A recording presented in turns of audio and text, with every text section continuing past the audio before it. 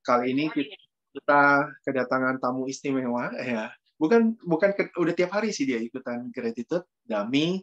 Jadi Dami itu pernah usaha dari tanaman kopinya seperti itu sampai jadi biji kopi. Nah, sekarang Dami akan men-sharingkan pengalamannya dari awal mula kopi. Begitu ya, Dami ya? Ya, kira-kira begitu. Cahayanya nggak ada lampu di depan. Nggak ada, B. Ini. Oh, siap. Oke. Adanya begini. Oh, oke, silakan. Aku spotlight Boleh. ya. Ya. Selamat pagi, teman-teman semua. Kali ini saya mau sharing-sharing kecil aja tentang kopi gitu. Jadi saya nih penikmat kopi gitu. Terus saya punya dulu waktu tahun 2017-an gitu kan, ketika kedai kopi bertebar di mana-mana itu, saya juga kepikiran gitu, saya mau ikutan lah, gimana gitu, ikut ambil bagian dari ini. Terus akhirnya saya sama teman saya itu kebetulan punya akses untuk ke petani kopi di daerah Sulawesi Barat, di daerah Mamasa. Nah, dari situ saya belajar banyak tentang budidaya kopi.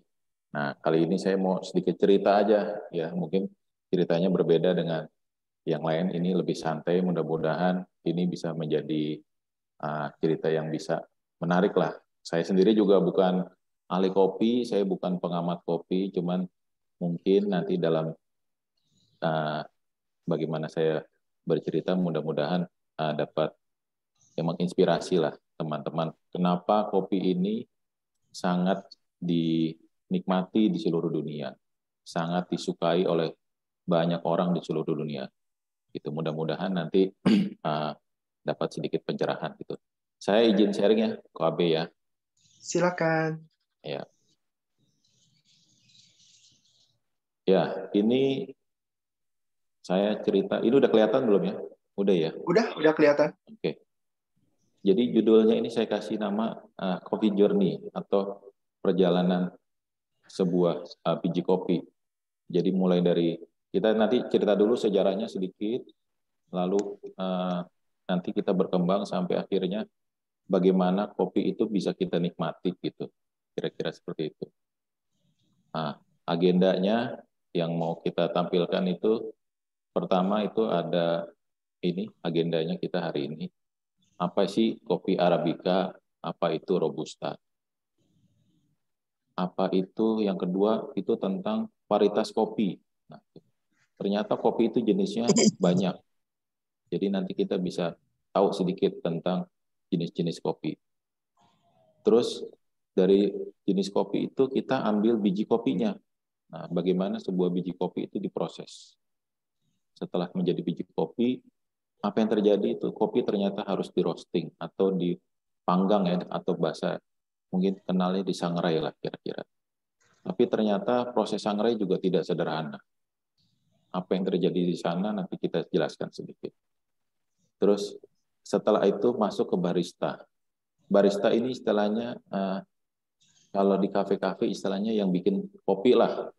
Kalau di warung kedai kopi bilangnya tukang kopi gitu istilahnya. Jadi ini barista. Nih nanti teknik-teknik apa aja yang bisa dibuat dari seorang barista itu nanti saya jelaskan juga. Sebenarnya ini materinya sangat panjang dan lebar, cuman saya coba padatkan menjadi satu materi. Mestinya ini kalau bisa dibagi ini tiga seksi ini, tapi saya coba untuk menjelaskan dalam satu bagian supaya ceritanya tidak terputus. Nah, di tengah-tengah seksi juga nanti saya akan sedikit memberikan fakta-fakta menarik ya tentang kopi ya. Jadi kopi itu sifatnya menyerap, ya kan. Jadi sifat utama tanaman kopi dan buah yang dihasilkan adalah menyerap. Bahkan setelah buahnya diambil dan biji kopinya diolah, sifat menyerapnya masih ada. Gitu. Jadi nanti saya mesti bedakan dulu nih, ada tanaman kopi, ada buah kopi, ada biji kopi, sampai akhirnya kopi itu diseduh. Nah, karena ini interaktif ya. Kalau misalnya di dalam saya bercerita, terus tiba-tiba ada pertanyaan, monggo uh, di sela aja nggak apa-apa. Mudah-mudahan bisa langsung dijelaskan. Ya, jadi yang pertama itu apa sih Arabica dan Robusta? Mungkin kita sering dengar, wah ini kopi Arabica, ini kopi Robusta gitu. Terus apa sih yang membedakan antara Arabica dan Robusta? Nah, ternyata Arabica dan Robusta itu secara umum itu dibedakan berdasarkan ketinggian tanah. Jadi tanaman kopi itu ditanam di tempat-tempat yang ketinggiannya berbeda. Kalau yang kita lihat Arabica ya, Arabica itu antara 800 meter sampai 2.200 meter. Itu lebih tepatnya dataran tinggi lah. Jadi kopi-kopi yang ditanam di dataran tinggi, di pegunungan, di bukit yang tinggi itu kita bisa bilang itu kopi Arabica, ya kan? Nanti banyak nih, tapi kita jelasin dulu satu persatu ya. Jadi apa sih sifatnya itu? Dia lebih manis, ya kan? Dia lebih lembut rasanya, dia lebih dominan rasa buah-buahan ya. Ada kadang kita bisa dapatin rasa orange, lemon, leci, atau mungkin saya pernah dapat kopi rasanya pedas. Nah itu. Tapi nanti kenapa itu bisa dapat kopi pedas? Cuman kalau orang awam itu bilangnya asam. Nah ini kan orange, lemon, leci, kadang ada rasa blackcurrant gitu ya. Kalau kita minum di minimarket itu kita minum minuman blackcurrant kan sebenarnya ada asam-asamnya. Jadi kayak ada hint-hint asam itu sebenarnya itu yang dirasakan.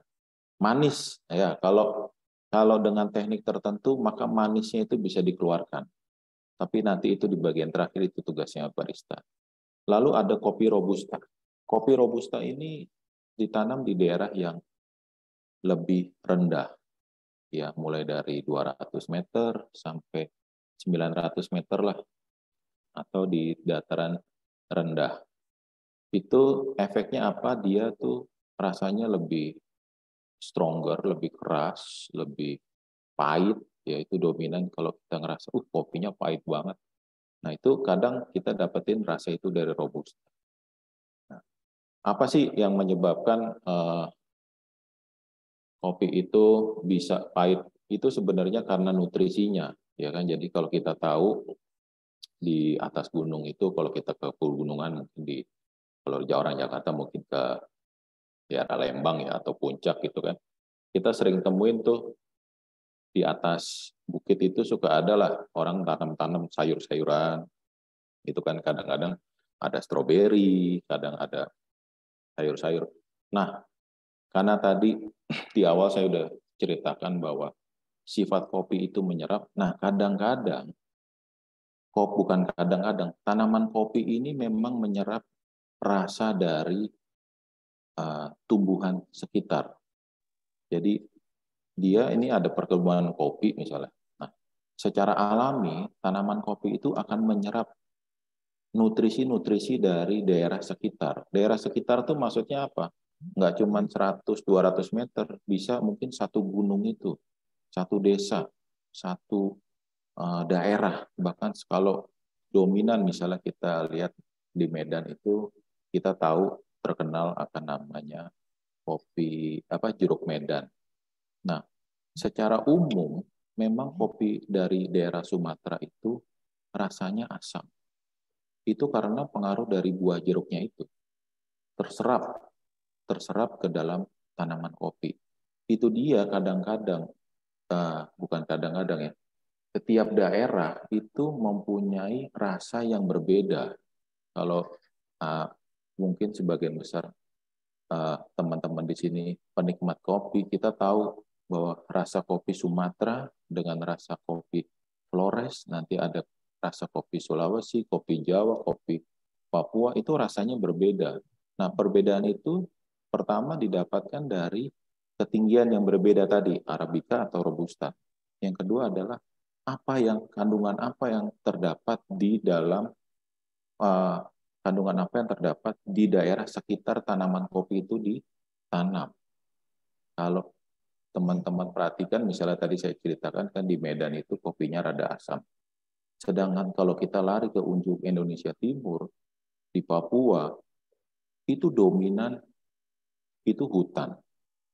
Maka rasa kopi yang didapat itu lebih rasanya kayak tanah atau coklat atau dark coklat, lebih pahit. Karena memang nutrisi di sana tidak ditanami oleh buah-buahan. Gitu. Di satu sisi saya pernah juga bereksperimen itu di daerah Sulawesi, ada daerahnya itu kopinya pedas. Saya ngerasa ini kopi kok pedas. Setelah saya tanya, teliti segala macam, ternyata daerah sekitar itu tanaman petaninya itu menanam tanaman-tanaman yang spicy memang, kayak jahe, cabai, ya, lengkuas. Jadi tanaman-tanaman sayuran itu yang beda dengan misalnya kita tanam sawi atau kol segala macam di daerah pegunungan, itu tanamannya ya itu jadinya pedas itu datang dari ya itu dari jahe tadi atau uh, cabai, jadinya rasa pedasnya itu terasa. Nah, 25% kopi di Indonesia itu adalah Arabica dan sisanya Robusta. Memang secara umum Arabica ini jumlahnya lebih kecil karena daerah dataran tinggi, jadi sebenarnya agak susah untuk menanam di tanah yang terjal. Jadi memang lebih gampang kalau kita menanam di tanah yang lebih rata ya. Jadi makanya dominan kopi Robusta itu lebih banyak dibandingin kopi Arabica. Tapi peminat Arabica ini memang jauh lebih banyak daripada Robusta karena tadi rasanya yang bervariasi. Nanti di belakang kita ceritakan lebih banyak lagi. Terus, ini ada fakta kedua nih. Jadi, kata bahasa Inggris dari kopi itu adalah coffee, atau berasal dari sebuah bahasa Latin, yaitu Coffea. Nah, Coffea sendiri merupakan nama Latin dari sebuah genus pohon. Jadi sebelum kita lari ke kopi atau biji kopi, jadi tanaman kopi ini kan yang diambil bijinya. Tapi sebelum lari ke bijinya, itu adalah sebuah genus. Nah, saya jelaskan sedikit apa sih genusnya itu. Artinya di sini kita bawa ke varietas kopi. Kopi itu ternyata variasinya banyak. Kalau saya mau menggambarkan lebih awam itu mungkin lebih kayak mangga. Kita tahu mangga kan ada harum manis, ada mangga gedong, mana lagi, mangga Indramayu. Dan semua karakter mangganya itu memang beda-beda gitu ya. Kita tahu karakter harum manis seperti apa, karakter mangga mana lagi seperti apa, kita bisa tahu, kita beda. Kita lihat buahnya aja kita udah tahu, oh ini Indramayu, oh ini mana lagi, oh ini harum manis, gitu kita tahu. Nah, tanaman kopi juga sama. Ternyata tanaman kopi itu varietasnya juga bermacam-macam seperti mangga. Nah, pada umumnya ini kita bisa lihat di sini di gambar sebelah kanan itu. Ini beberapa varietas kopi ya. Dalam perkembangannya, biji kopi juga bisa disilangkan sehingga kita bisa mendapatkan varietas baru. Tapi ini yang beberapa yang ada di masyarakat atau dikenal aja, ada Pancamora, ada Geisha, ada Tipika, ada Katuai, atau mungkin orang di sini bilangnya Katura, ada Bourbon. Nah, biji kopi itu secara umum tanamannya bisa kita lihat ya. Ada yang merah, ada yang kuning. Memang itu varietas yang berbeda. Dari bentuknya juga secara ukuran dia memang berbeda. Ada yang bulat, ada yang lonjong, ada yang agak panjang. Ya. Terus ini juga artinya tanaman ini tuh walaupun ya kita balik lagi, walaupun mempunyai varietas yang sama, misalnya kita sebut Atipika. Tipika ini di Indonesia varietas ini sangat banyak. Nah, tipika varietas kita tahu ya kalau kita tanam buah misalnya harum manis lah, mangga harum manis. Ditanam di Sumatera, di Pulau Jawa, di Sulawesi atau di Papua, mangga harum manis itu rasanya ya sama. Buahnya agak besar, agak lonjong, agak melengkung di bagian ujungnya mungkin.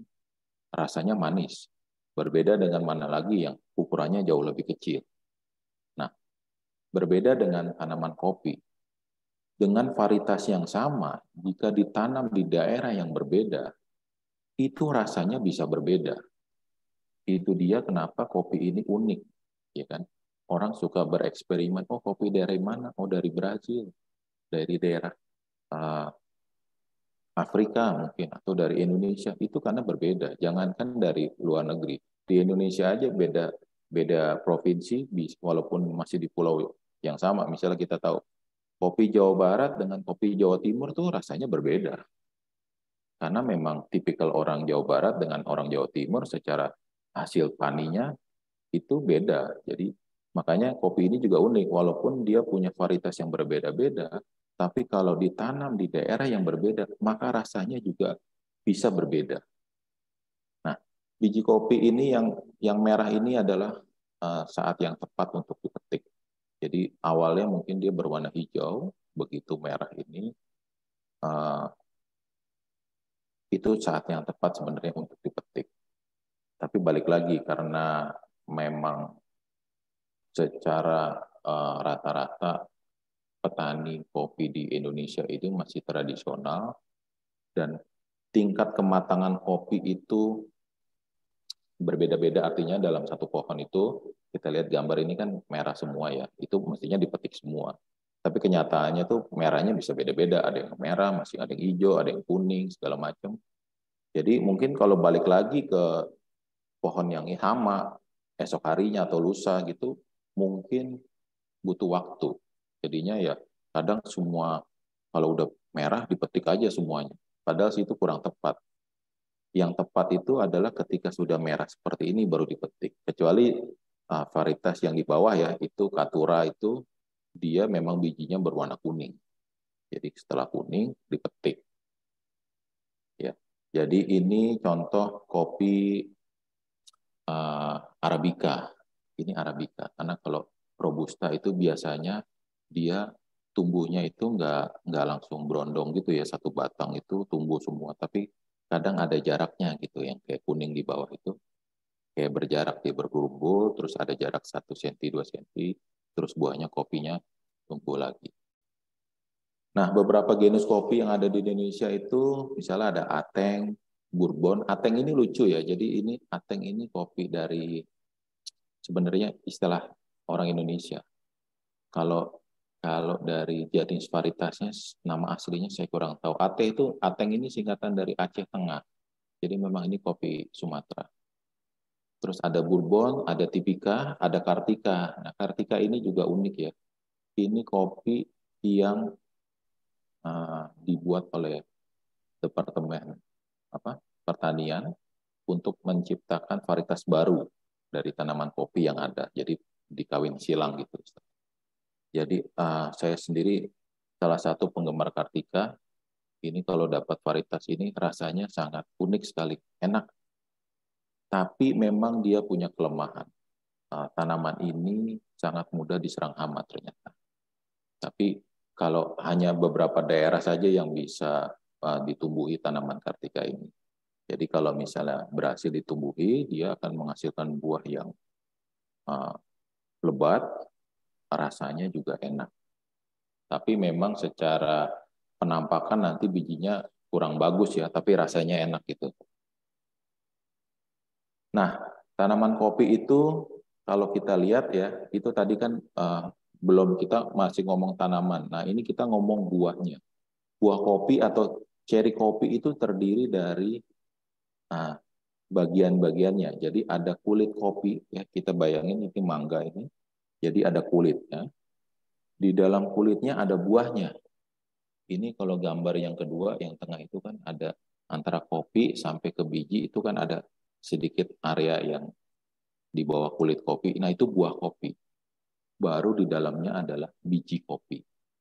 Jadi yang diambil dari kopi biasanya hanya bijinya. Di dalam pertanian tradisional, biji kopi ini biasanya dibuang petani, tidak diolah. Dijadikan pupuk untuk disebar kembali di tanaman kopi. Tapi sebenarnya kulit kopi ini jika dikeringkan, itu punya komoditas yang berbeda. Artinya itu biji kopi, kulit kopi dikeringkan itu namanya kaskara, ya. Itu komoditi kopi yang sebenarnya masih punya potensi. Jadi kulit kopi ini jika kita jemur, ya, sampai kering, sampai seperti teh, sudah kering itu, lalu kalau kita seduh, itu rasanya rasa fruity, rasa buah-buahan. Tapi tampilannya adalah warna teh. Itu kalau di Tokopedia ada yang jual tuh mungkin, atau di toko online lain lah. Itu ada kaskara tea gitu istilahnya. Itu adalah teh dari kulit kopi. Itu kalau teman-teman mau coba bisa. Itu rasanya unik, adalah teh yang didapat dari kulit kopi.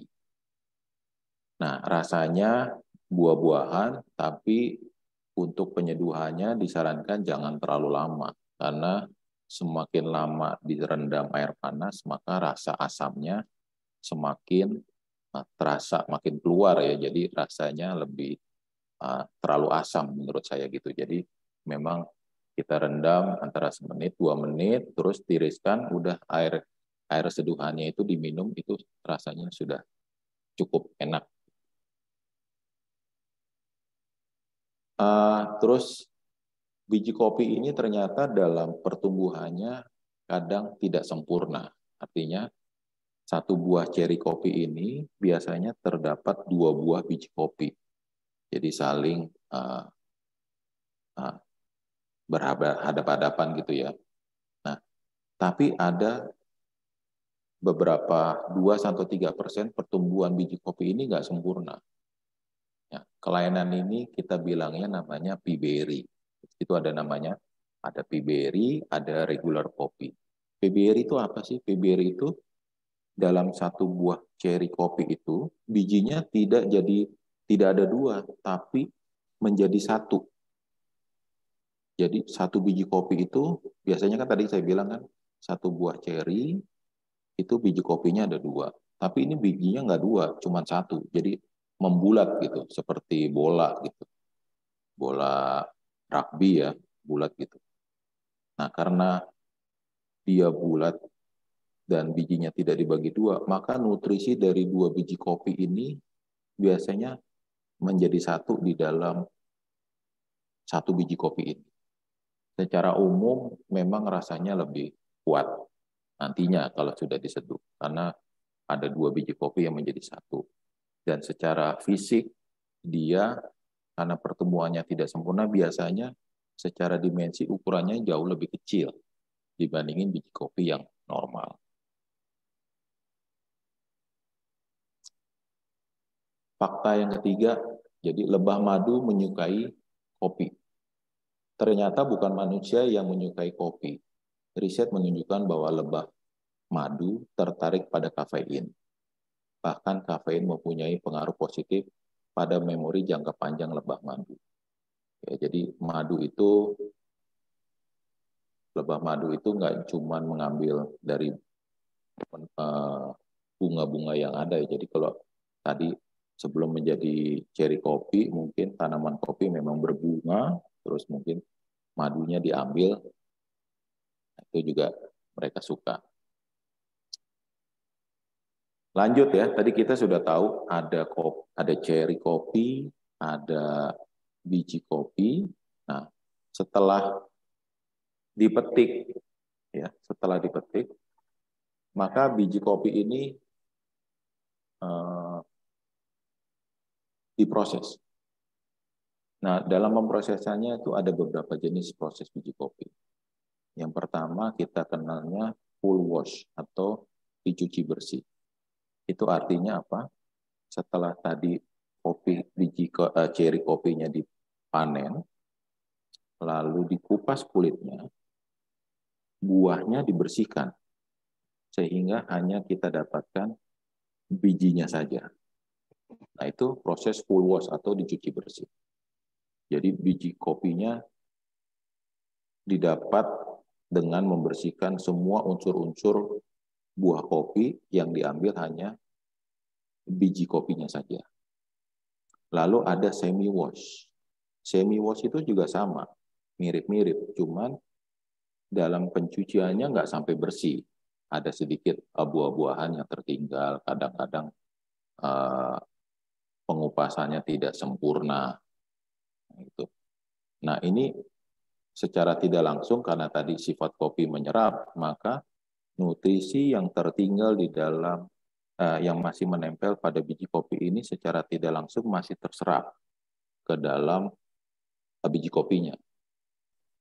Ya, jadi biji kopi ini kan juga sudah menyerap ya, dari secara alami kan tadi sudah menyerap. Terus kalau dalam proses pencuciannya buah kopinya tidak dicuci bersih, maka terserap kembali nutrisi yang ada di buah kopi. Atau kita juga ada lagi proses namanya honey, kopi honey atau kopi madu.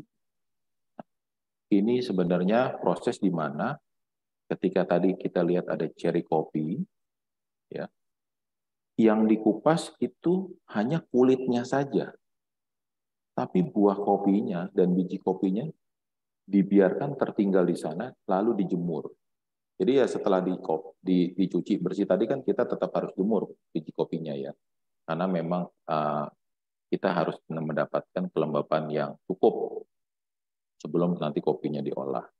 Jadi berbeda dengan full wash di mana tadi kulitnya dibuang, terus buahnya dibersihkan juga sehingga didapat biji kopi yang bersih, lalu dijemur. Tapi kalau honey proses ini, yang dikupas hanya kulitnya saja. Buahnya dibiarkan menempel masih pada biji kopinya, lalu dijemur. Ya, itu ternyata memberikan efek yang berbeda nanti di hasil akhirnya. Lalu proses yang kedua adalah, nah tiga proses ini kita bilangnya namanya wet proses, ya, karena membutuhkan air atau pengupasan lah. Nah, ini ada dry process. Dry process itu, atau kita bilangnya adalah proses natural. Jadi setelah buah kopi tadi dipetik, langsung dijemur tanpa harus dikupas kulitnya, tanpa harus dibersihkan buahnya. Dia buah kopi tadi langsung dijemur. Nah, biasanya proses natural ini karena kulit kopinya dan buahnya itu semua langsung dijemur, biasanya membutuhkan waktu yang lebih panjang dalam penjemuran biji kopi ini. Nah, semua proses ini membutuhkan bantuan matahari untuk membuat biji kopi itu menjadi kering.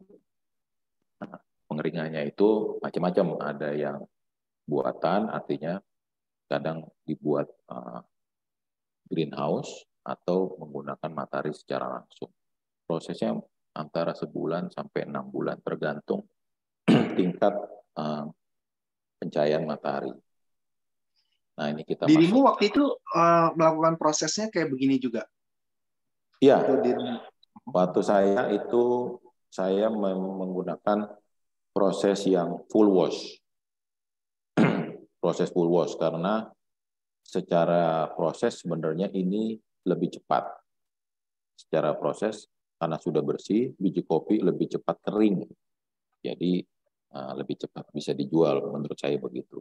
Kedua, itu pertama. Yang kedua, saya bisa mendapatkan kaskaranya, kulit kopinya yang tadinya dibuang, saya bisa jemur sekalian bersama biji kopi ini, sehingga saya bisa dapat dua komoditas. Gitu. Tapi untuk beberapa petani lain memang biasanya ada yang dijemur honey, ada yang dijemur natural. Karena proses penjemurannya lebih lama, makan waktu, butuh tempat yang lama juga untuk mengeringkan, maka biasanya harganya jauh lebih tinggi. Gitu.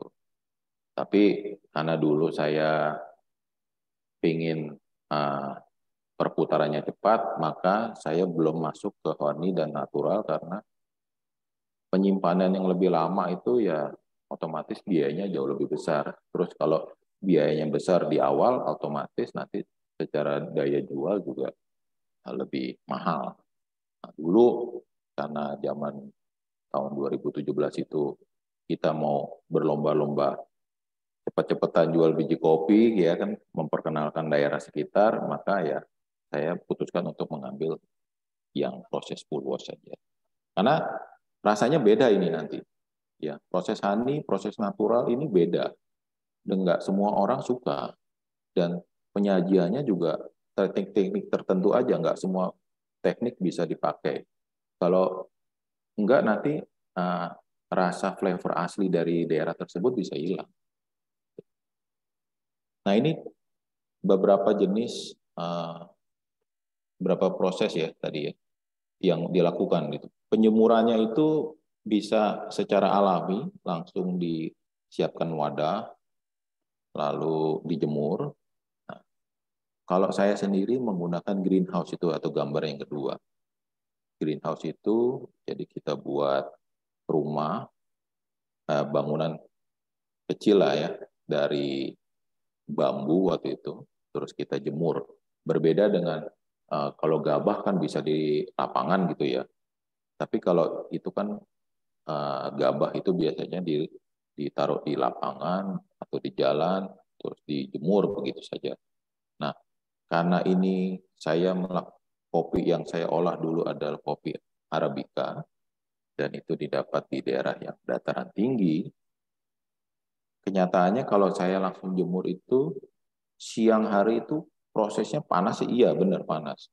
Tapi pada masuk malam dan pagi hari itu ada kendala karena embun itu datang lagi. Jadi kopi yang sudah kering bisa jadi menyerap embun sehingga basah lagi di pagi hari. Makanya dibuatlah greenhouse ini.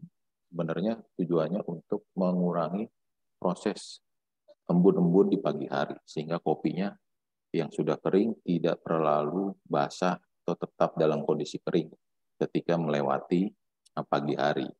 Dan ketika siang hari, ketika matahari sudah terbit, proses penjemurannya malah ternyata bisa mempercepat 2-3 kali lipat karena di dalam situ suhunya jauh lebih panas karena pengap gitu kan.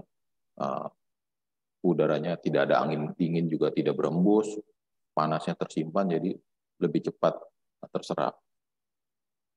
Ini diperlukan proses-proses pengeringan ini karena ternyata biji kopi yang bagus itu memang kadar airnya menunggu sampai sekitar 10-12% baru bisa dijual. Karena awalnya waktu saya belum bikin greenhouse ini, kopi saya tuh ternyata masih terlalu basah. Jadi kelihatan tampak mata itu udah kering, tapi ternyata masih basah. Karena proses penjemurannya kan lama ya, sebuah biji kopi itu. Minimal sebulan lah. Nah, begitu kopi ini basah, begitu nanti diolah, di roasting atau disangrai, itu penyusutannya besar sekali. Jadi bayangkan kalau misalnya tempe ini, kalau terlalu basah, terus digoreng, itu secara berat itu kopi sekilo, itu bisa nanti setelah disangrai, turun menjadi 700 gram. Nah, itu besar sekali, 30% penyusutan itu sangat besar. Nah, ketika penyusutannya besar itu, saya dikomplain, ini kopinya masih terlalu basah. Itu harganya tidak sesuai, kualitasnya berbeda, segala macam lah. Jadi makanya waktu itu saya buat greenhouse ini untuk menjemur biji kopi. Nah, di gambar ketiga itu proses huller. Nah, biji kopi itu sebenarnya nggak langsung kopi ya, nggak langsung ke bijinya. Jadi sebenarnya biji kopi yang tadi saya maksud itu masih ada lapisan pelindungnya seperti gabah ya. Nah, proses huller ini adalah setelah biji kopi tadi dijemur kering, lalu dikupas kulit, dipisahkan antara kulit arinya dengan biji kopinya sehingga kita mendapatkan sebuah biji kopi yang benar-benar kering sebelum di packing atau dikirimkan gitu. Teknik pemecahan huller ini juga macam-macam ya. Ada yang setelah kering. Nah, jadi kalau misalnya benar-benar nunggu sampai kering baru dipisahkan antara kulit ari dengan bijinya, itu kebanyakan biji kopi bisa pecah. Jadi kadang trikinya adalah sebelum benar-benar kering masih 50%, nah itu dikupas tuh kulit arinya. Kulit arinya dikupas sehingga mendapatkan biji kopi yang sudah bersih, lalu dijemur lagi sampai benar-benar kadar airnya turun. Nah, jadi suka tricky gitu. Kadang kalau nggak tepat kupas bijinya itu banyak biji kopi yang pecah. Nah, kalau biji kopi yang pecah itu juga kurang bagus ya, daya jualnya turun ya. Jadi mesti tepat. Ini ada fakta keempat. Awal mula kekuatan kopi ditemukan oleh kambing. Nah, jadi zaman dulu efek kafein pada kopi pertama kali disaksikan oleh para pengembala kopi di Ethiopia yang sedang menggiring kambing mereka ke daerah tanaman kopi. Pada saat kambing-kambing gembala tersebut memakan buah kopi di daerah itu dan mulai bergerak lincah seperti sedang menari. Jadi buah kopi itu ternyata kalau waktu pertama kali dinikmati sama kambing itu, kambingnya bersemangat ya. Jadi menari-nari atau lincah lah istilahnya. Nah, sejak itu petani di Ethiopia ternyata melihat, oh ternyata tanaman ini bisa dimakan karena binatang pun suka ya. Terus efeknya itu bikin semangat lah, kira-kira seperti itu. Nah ini green bean kopi ya. Tadi kita sudah lihat buahnya, kita sudah kenali prosesnya. Lalu kita mulai ke lihat biji kopinya. Nah ini contoh biji kopi yang ada di masyarakat ya. Jadi ini belum minum kopi, ini masih ngomong biji kopi dulu. Nah biji kopi itu yang tadi saya bilang kekeringannya antara 10% sampai 12%. Nah itu bisa aja kalau penyimpanannya kurang bagus, selama disimpan itu bisa jadi biji kopinya diserang hama. Itu bisa, karena kan tadi lembab ya, setelah dicuci, biji kopi lembab itu otomatis bisa mengundang kutu-kutu, sehingga biji kopi itu rusak. Jadi tempat menyimpannya atau pengolahan pengeringannya juga mesti dijaga supaya tidak terserang hama. Ya, kita tahu lah ketika ada sesuatu yang lembab, maka pasti ada aroma menyebabkan tanaman hama-hama itu pada berdatangan. Nah, ini contoh-contoh biji kopi yang kering itu 10% itu kelihatan lebih kering, dan sebelahnya itu 18% itu masih terlalu basah ya. Itu kurang bagus sebenarnya. Terus ada biji kopi yang agak rusak atau rusak karena terserang hama. Ini contoh beberapa biji kopi yang rusak itu ya. Kita bisa lihat dari warnanya, dari ukurannya, itu kalau rusak emang sebenarnya dipisahkan atau tidak dijual sebenarnya. Itu istilahnya defect ya. Jadi dalam 1 kilogram biji kopi sebenarnya bisa dilihat angka rusaknya itu berapa persen. Yang bagus sih sekitar 3-5% lah. Itu kalau 1 kilo biji kopi rusaknya cuma 3-5% yang rusak artinya ya pecah atau cacat atau dimakan kutu atau segala macam, itu biasanya itu kopi yang lebih bagus. Nah, kalau biasanya dari petani itu tidak dipisahkan. Jadi udah dijual aja tuh. Jadi kopi yang bagus, yang cacat, yang pecah-pecah, atau yang rusak dan yang segala macam dicampur jadi satu. Itu sebenarnya menurunkan harga kopi. Jadi kalau mau dipisahkan itu sebenarnya harganya naik. Nah itu contoh ini ya. Ada kopi yang Katura, ada Piberi itu. Tadi saya bilang ada Piberi itu. Kopinya bulat-bulat ya. Ukurannya jauh lebih kecil. Berbeda dengan kopi standar. Nah ini seharusnya dipisah. Kalau mau mendapatkan rasa yang lebih sempurna dari suatu biji kopi, seharusnya dipisah antara yang Piberi, yang pecah-pecah, yang rusak. Nah, dalam proses pemisahannya itu ada mulai yang tradisional itu ya pakai tenaga manusia ya dipisahkan. Diambilin yang pecah, yang rusak, atau kalau saya dulu pakai yang metode tengah ini, pakai filter manual. Jadi itu ada kotak kayu, tengahnya ada biji yang ada lubang-lubangnya. Lubang-lubangnya itu ada macam-macam.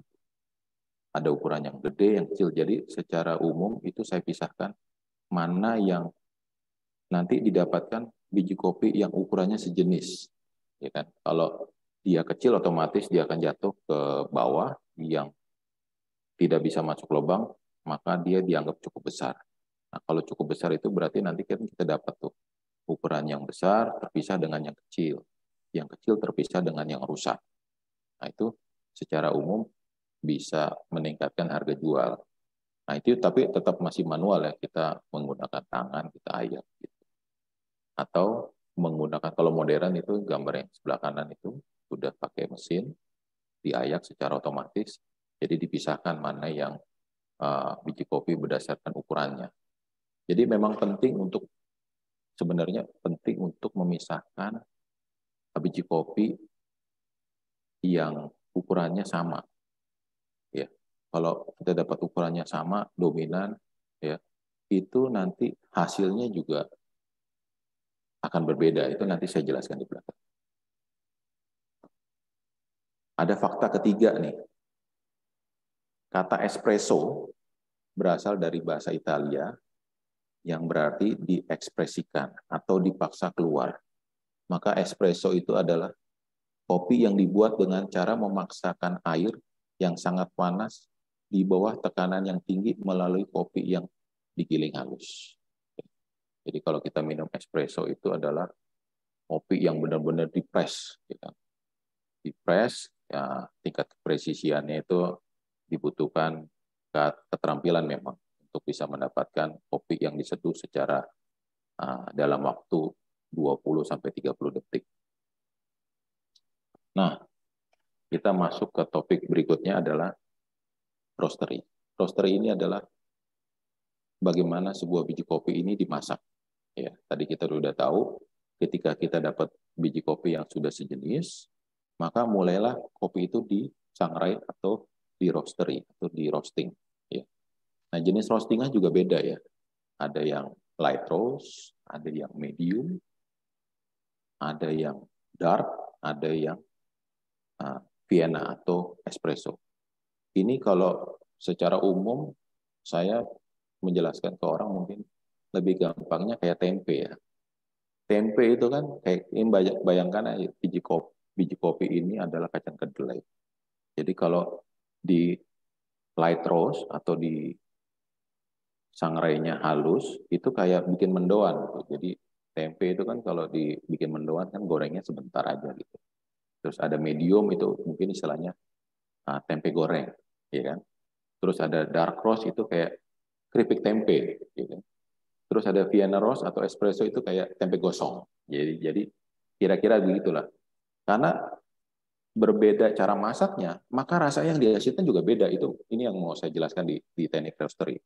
Jadi kopi juga sama. Biji kopinya sama. Kita punya biji kopi, tapi di sangrainya berbeda, maka rasa yang dihasilkan juga beda. Makanya tergantung kita mau bikin dalam penyajiannya nanti. Kita mau nyajiin apa ke pelanggan kita atau kita mau menikmati kopi yang seperti apa. Kita kayak tadi mau mendoan ya kita light roast. Kita mau tempe goreng ya medium roast istilahnya gitu. Kita mau keripik tempe ya dark roast. Tapi kan beda ya. Kalau mendoan mungkin gorengnya tebal aja nggak apa-apa deh. Tapi kan namanya keripik tempe ya begitu harus tipis mungkin biar enak gitu. Jadi walaupun digorengnya agak lama, tapi nggak dianggap gosong. Walaupun kering, tapi itu nggak kematangan. Nah itulah keripik. Gitu. Nah dalam tekniknya kopi itu disangrai atau dibakar ya dalam suhu tinggi. Nah ini saya kasih contoh beberapa yang mulai dari yang manual, gambar kiri itu manual, pakai kompor gas, ya kan pakai api. Nah, di tengah juga masih semi manual, sampai yang akhir ini gambar yang paling kanan itu yang sudah modern. Suhunya diatur sama komputer, diawasi secara ketat, mereka sudah suhu berapa, warnanya juga dilihat sampai kita mendapatkan uh, tekstur kopi yang disangrai sesuai dengan keinginan.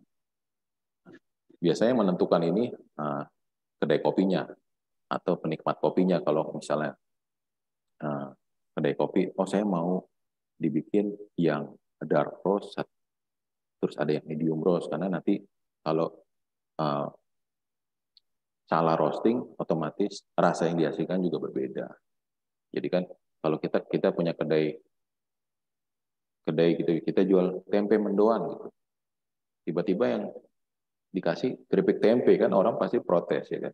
Jadi kita sesuaikan juga tentang bagaimana kita mau menyajikan itu. Jadi kedai kopi juga ketika ada orang, oh saya mau espresso, saya mau kopi susu, saya mau latte, saya mau cappuccino, saya mau kopi tubruk. Nah itu kedai kopi itu harus punya biji kopi yang berbeda-beda untuk bisa menyajikan uh, berbagai macam permintaan pelanggan. Ini yang tadi saya jelaskan ya. Jadi yang paling kiri itu, gambar di sebelah kiri itu, tadi mulai dari biji mentah, terus ada light roast, medium roast, dan dark roast. Kira-kira 3 itu yang standar lah. Ini yang biasanya. Rasanya juga beda-beda ya. Light roast itu waktu pemanggangannya sekitar 9-10 menit, terus asamnya sangat tinggi, tapi rasa buahnya masih sangat kental. Sedangkan medium roast itu waktu panggangnya lebih lama, warnanya juga lebih tebal, ya kan? Rasa asam dan rasa fruitynya lebih balance. Jadi nggak terlalu asam, rasa buahnya juga nggak terlalu dominan. Mulai ada aroma wangi, manis, ya kan? Lalu ada dark roast. Dark roast ini yang lebih gosong ya. Waktu pemanggangannya jauh lebih lama, terus rasa yang dihasilkan lebih tebal, artinya lebih pahit lah, ya kan? Lebih pahit, lebih kuat, permukaannya sedikit agak berminyak, ya kan? Ada rasa-rasa gosong segala macam, terus rasa asamnya sedikit berkurang karena rasa pahitnya lebih dominan. Kira-kira gitu. Nanti memang mesti dicoba ya untuk bisa tahu rasa medium. Kalau mungkin penikmat kopi tahu tuh, kalau medium roast dengan light dark roast itu pasti nanti secara umum rasanya berbeda. Nah ini fakta juga nih, menarik ya, bahwa tanaman kopi tidak tumbuh di semua negara. Tanaman kopi itu tumbuh di satu garis lintang bernama bean belt atau the coffee belt. Area terbentang antara garis dari balik utara, Tropic of Cancer, dan garis balik selatan. Jadi yang merah ini, daerah yang merah ini adalah daerah-daerah yang bisa ditanamin kopi. Di luar daerah ini, maka biji kopi atau tanaman kopi itu tidak akan bisa tumbuh. Nah, beruntung Indonesia itu masuk semua, jadi mulai dari Sabang sampai Merauke, kita punya potensi sangat besar untuk tanaman kopi. Ya kan? Di Amerika sendiri cuma Hawaii saja yang bisa ditanaman kopi. Itu sisanya masih ada di benua Afrika, di benua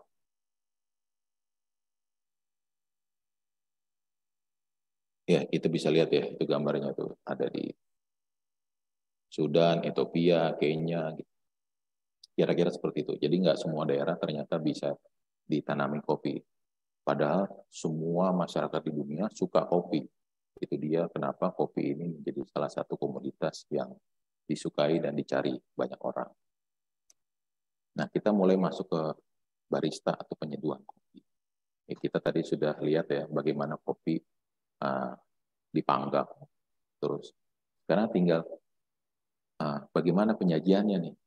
Nah, ternyata penyajiannya itu sebelum disajikan tuh biji kopi yang tadi utuh itu mesti digiling, ya kan? Nah, ternyata kalau gilingnya itu berbeda-beda, ya. Kita mau menyajikannya bentuknya apa? Kalau misalnya kopi tubruk itu ya biasa ya, kopi tubruk itu kopi kasih air panas, kasih gula lah, udah diaduk. Nah itu gilingnya itu nggak perlu yang halus lah, giling kasar aja nggak masalah. Terus ada kopi yang medium, gilingnya karena beda ya, kalau digiling kasar otomatis biji kopinya masih kayak kita makan gado-gado lah atau makan sate, kacangnya masih terasa. Maka air yang mengekstraksi biji kopi itu secara umum kan lebih sulit untuk mengekstraksi kopi. Beda dengan kalau biji kopinya udah halus gitu. Begitu kena air, dia langsung terekstraksi, semua rasa kopinya langsung keluar. Nah, kira-kira seperti itulah. Nah, ini beberapa teknik kopi ya. Teknik kan ada yang pakai Chemex, ada yang pakai Aeropress, atau yang ada di filter, moka pot. Nah, itu beda-beda ternyata. Kita kelihatannya cuma tahu kopi diseduh, ternyata untuk menyeduhnya dan menghasilkan rasa yang berbeda, maka ketika digiling juga ukurannya bisa berbeda-beda. Itu tujuannya untuk mendapatkan hasil cita rasa kopi yang berbeda juga sesuai dengan hasilnya. Jadi supaya maksimal hasilnya. Nah, ini contoh kopi ya, menu-menu kopi ya kan, ada kopi tubruk, ada di sini Vietnam drip itu, kopinya diseduh, dicampur susu kental manis, atau ada cold brew. Nah, cold brew ini mungkin kalau yang belum tahu adalah biji kopi yang dari awal diseduhnya bukan dengan air panas, tapi dengan air dingin. Jadi biji kopi itu setelah digiling, direndam air dingin, lalu disimpan di dalam lemari es selama 8 jam minimal. Nah, baru dinikmati. Jadi ekstraksinya pelan sekali. Jadi kalau masak istilahnya slow cooking lah istilahnya. Kalau mau fast cooking pakai air panas, tapi kalau mau slow cooking itu ya pakai air dingin. Tapi didiamkan dulu selama 8 jam, setelah terekstraksi baru kita nikmati kopinya. Itu rasanya berbeda. Nah, ini espresso ya. Espresso ini jenis yang paling banyak bisa dinikmati. Varietasnya bisa dinikmati banyak bentuk. Kita tahu ada espresso, double, ada doppio, istilahnya kalau pernah dengar istilah doppio, itu double espresso, ada americano, ada cappuccino, latte. Apa sih bedanya sama kopi mocha? Nah, ini di sini nih kira-kira perbedaannya gitu. Jadi kalau cappuccino dengan latte itu komposisinya sama. Ada milk foam, ada steam milk sama espresso, tapi ternyata steam milknya jauh lebih banyak di latte dibandingin di cappuccino. Sedangkan kalau kita mau ada mocha itu ternyata kopi dicampur dengan hot coklat juga. Jadi ada kopi, ada hot coklat, ada susu, nah itu kita namakan kopi mocha. Terus ada Irish coffee, malah kopi dicampur whisky. Gitu. Espresso campur whisky dicampur krim, itu Irish coffee. Nah ini jenis macam-macam jenis penyajian kopi ya yang biasa kita temuin di kedai kopi gitu. Nah, ini kan tugasnya barista untuk menyajikan sesuai dengan keahliannya dia, atau tergantung dia bisa nggak bikin yang, kalau dia bisa semua teknik ini, maka dia bisa mengeluarkan teknik ini di menunya dia gitu. Nah, ini contoh kopi yang paling kiri adalah cold drip ya. Kalau tadi kita ada cold brew itu kopinya direndam air dingin. Nah, kalau cold drip ini lain lagi. Kopinya cuma ditetesi air dingin saja.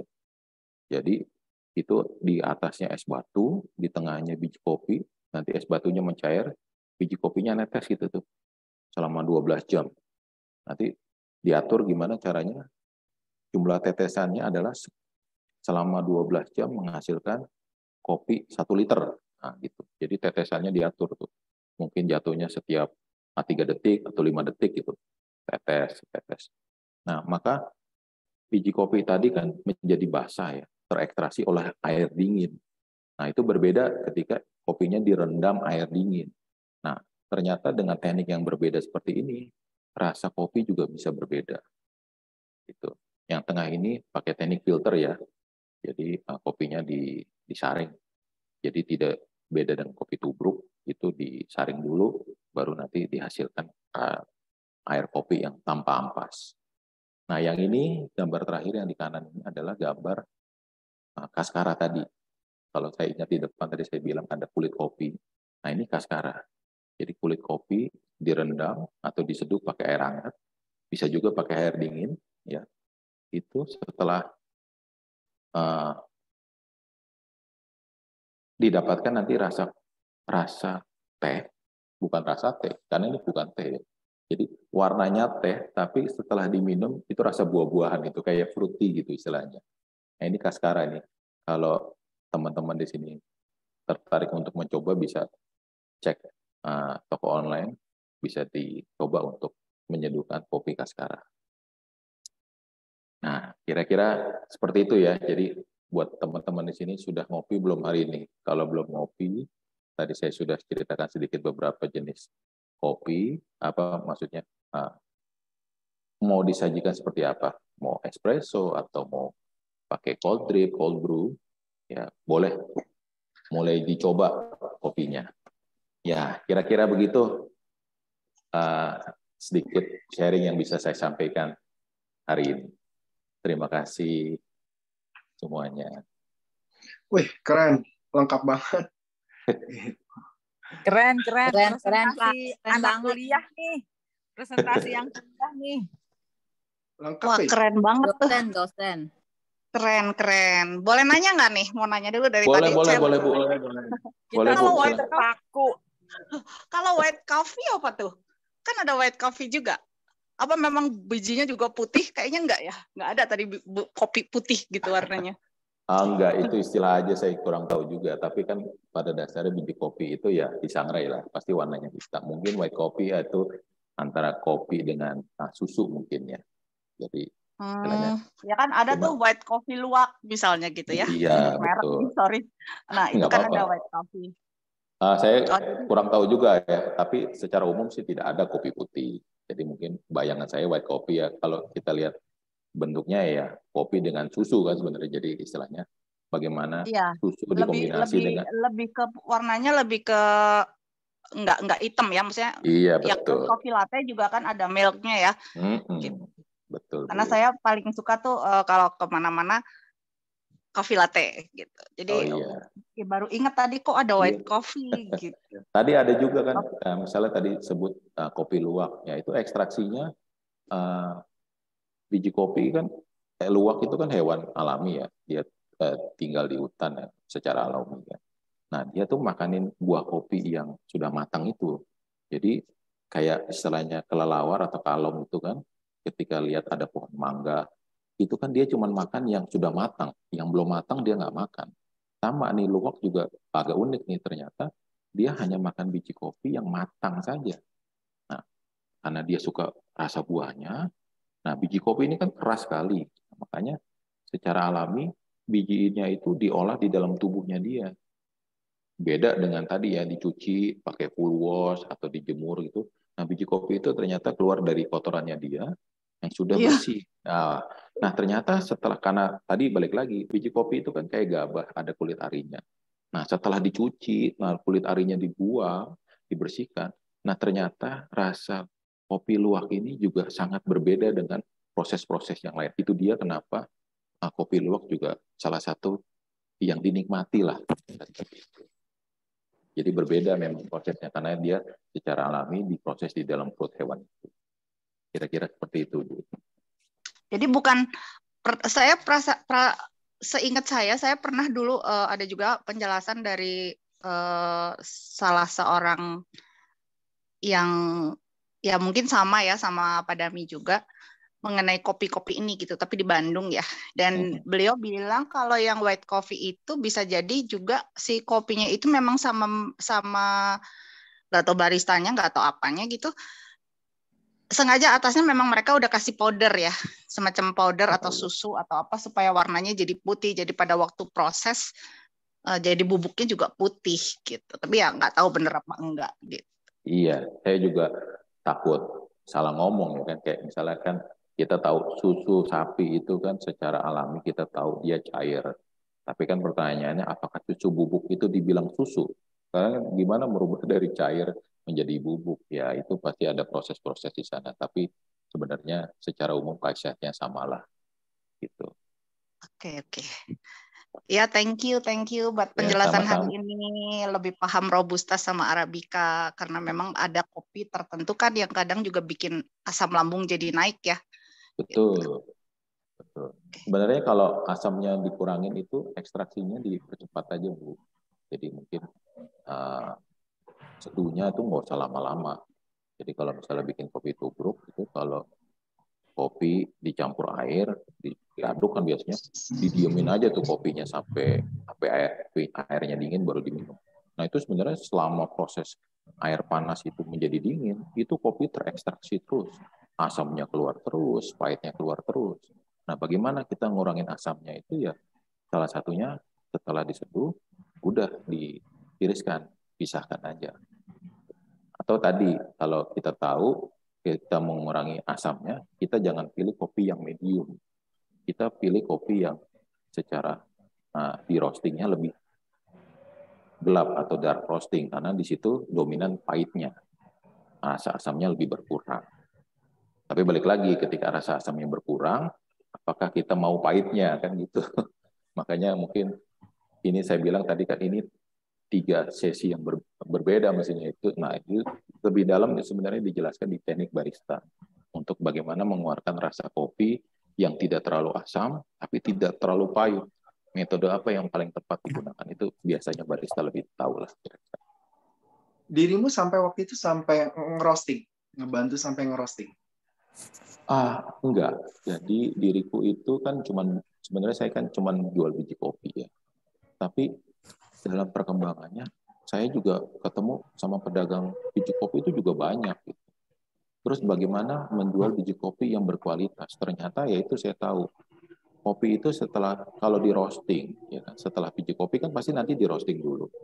Nah, saya coba roasting biji kopi saya. Ternyata ya tadi kalau biji kopinya tidak ukurannya tidak sama, itu saya bayangin gini, kayak goreng tempe, yang satu tebal, yang satu tipis. Artinya nanti kalau di roasting yang satu sudah matang, yang satu belum matang. Nah, kalau ukurannya berbeda, ya kan? Yang satu nanti sudah matang, kalau yang biji gedenya sudah matang, biji kecilnya ternyata udah gosok. Terus kalau nggak di filter, nanti begitu di grinder atau disajikan, rasa kopinya campur aduk tuh. Ternyata dengan memisahkan ukuran biji kopi yang sama, respon dari pembeli saya berbeda. Beda Pak, kopinya bagus Pak. Ukurannya sama, sehingga waktu di roasting matangnya bareng, ternyata keluar rasa karamelnya, ada karamelisasi ketika di roasting. Itu saya bilang, itu yang berbeda ya. Jadi saya perlu memisahkan ukuran biji kopi. Jadi walaupun yang gede sama yang kecil saya tetap jualnya harganya sama gitu. Tapi paling nggak experience yang didapatkan pembeli saya berbeda nantinya, karena dia ketika di roasting mendapatkan rasa yang cukup konsisten karena ukurannya sama, jadi matangnya sama semua. Kira-kira gitu, Bet. Sip. Keren. Mungkin ada pertanyaan lain dari teman-teman yang pengen tahu ini. Pak Damian, saya Ya. sih benar-benar nggak cukup ya. Kayaknya kita mesti ketemu dan mesti ngopi bareng. Itu satu. Yang kedua, fakta yang saya dapatkan di pagi ini adalah merosting itu ternyata manasin ya. Maksudnya kenapa sih itu tuh, si stand up comedy itu pakai istilah roasting baru sekarang di umur saya 51 juga saya baru tahu. Iya. Kalau roasting itu bikin orang jadi panas, cuman nggak boleh marah karena itu punya kopi ya. Iya. Semakin di roasting, semakin gosong, semakin panas, semakin nikmat, Bu, gitu kalau di komika. Makanya. Pantesan saya selama ini kalau nonton stand up comedy gini, ini apaan sih roasting, apaan? Terus orang-orang itu disindir, dihina, dibully menurut saya ya. Terus tapi kok pada ketawa-ketawa aja gitu. Ternyata itu adalah istilah kopi yang dicontek oleh stand up comedy ya. Gelo dasar, ampun. Tapi thank you pengalamannya. Ini kalau dibayar pembicara begini mahal loh Pak Abe di luaran sana. Ini ya, di sini ya, dikasih free ya. Dirimu ikut kursus juga, ikut workshop gitu kan? Enggak sih. Enggak, Be. Sorry, kiranya ditanya. Lanjut.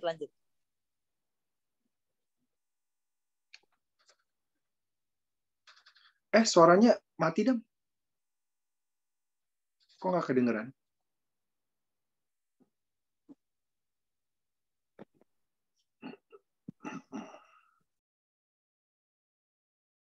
Lagi bikin kopi dulu kali kok Abe. Jadi ditinggalin kitanya. Iya. Halo, Bet. Kedengeran ya? Sekarang kedengeran.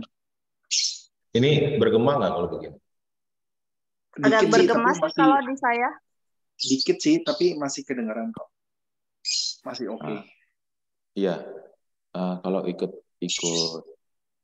kursus sih enggak ya. Tapi waktu saya jualan kopi itu kan saya bertemu dengan berbagai macam komunitas kopi ya. Jadi sering ngobrol, sering sharing-sharing. Ya akhirnya belajar sendiri lah gitu. Coba-coba sendiri. Mengamati bagaimana meningkatkan daya jual kopi saya yang cuma ada segitu-segitunya gitu. Jadi harga. Jadi tadi dengan memisahkan biji kopi ukurannya beda tuh lumayan harga kopi saya meningkat. Oh, siap-siap. Mungkin ditutup secara formal dulu, Dami, untuk tentang perkopian ini. 1-2 kalimat terakhir. Formal, nanti kita lanjut yang informal. Oke. Kira formalnya apa ya? Ya kira-kira begitulah sharing saya tentang pengalaman saya berjualan kopi dulu. Ya, saya tuh nggak punya kafe, saya juga nggak punya mesin-mesin canggih. Saya itu cuman ide awalnya itu membantu petani bagaimana petani itu bisa dibeli komoditasnya, karena saya tahu waktu itu daerah yang saya tuju itu punya potensi yang sangat bagus.